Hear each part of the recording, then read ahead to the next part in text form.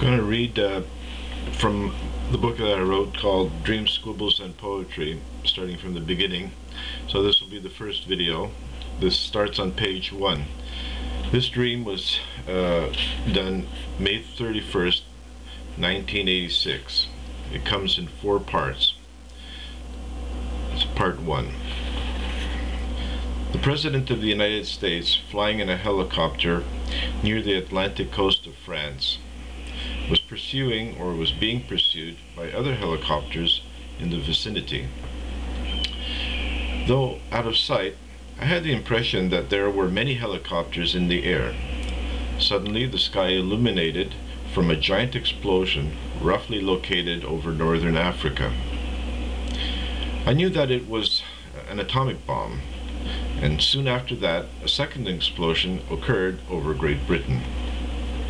Part 2.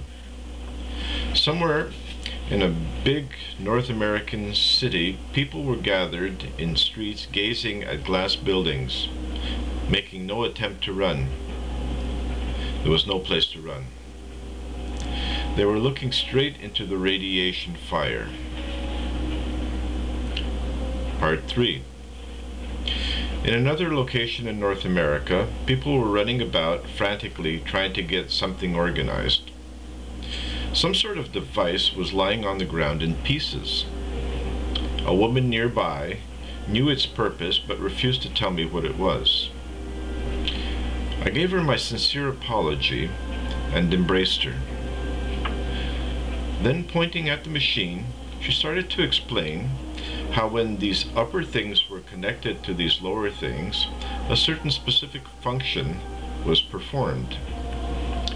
Later, I had the understanding that this device would be used to tap the sunlight for the human race on Earth. Part 4.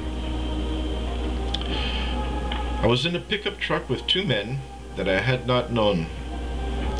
I made a reference to the Bible. I asked if they knew the story of Noah's Ark. They said they did, and I remarked that we were living it again.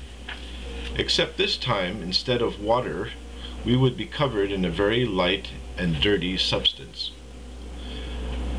I said we were still responsible for gathering or bringing together all species of plant and living creatures in couples.